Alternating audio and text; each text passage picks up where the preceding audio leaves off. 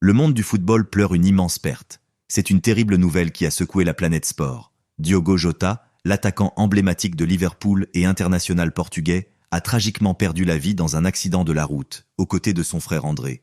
À seulement 28 ans, il laisse derrière lui une carrière brillante, une jeune famille effondrée et des supporters en état de choc.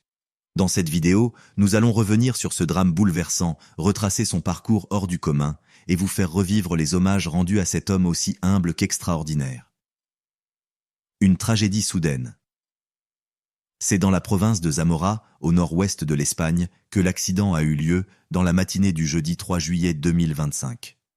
Diogo Jota se trouvait à bord d'un véhicule avec son frère. Le véhicule aurait quitté la route dans des circonstances encore peu claires. L'information, d'abord révélée par Marca, a été rapidement confirmée par la police locale, plongeant le monde entier dans la stupeur. Cette disparition tragique nous rappelle une fois encore la brutalité de la vie.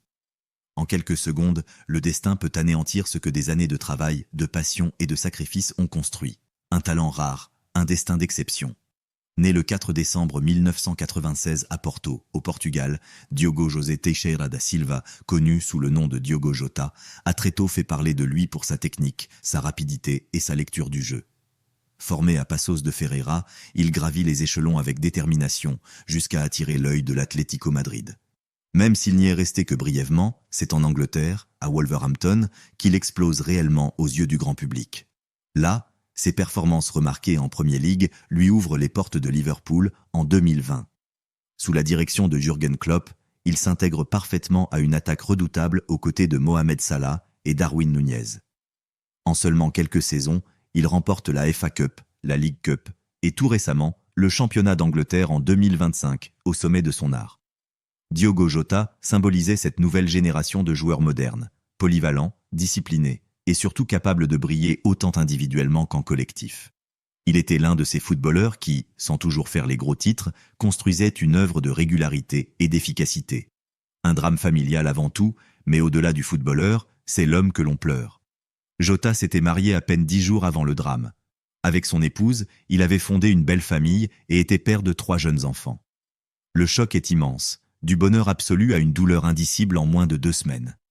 À ses côtés, son frère André, également passionné de football, partageait une complicité forte avec Diogo.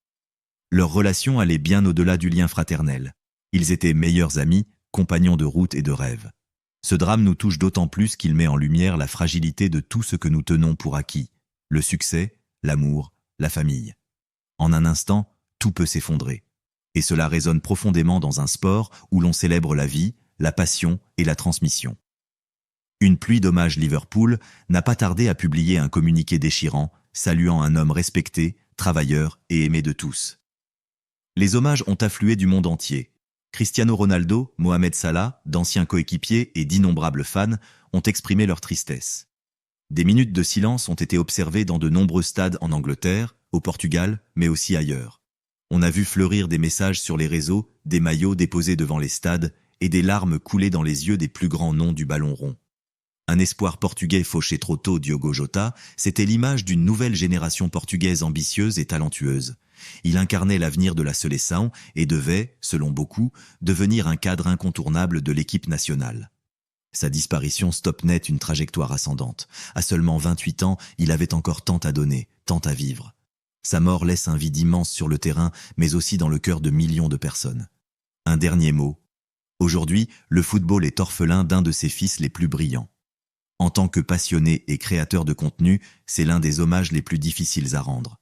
Car il ne s'agit pas seulement d'un joueur perdu, mais d'un être humain admirable, d'un frère, d'un mari, d'un père. Ce drame nous rappelle que la vie est fragile. Alors aimons, partageons, profitons de chaque instant avec ceux qui comptent.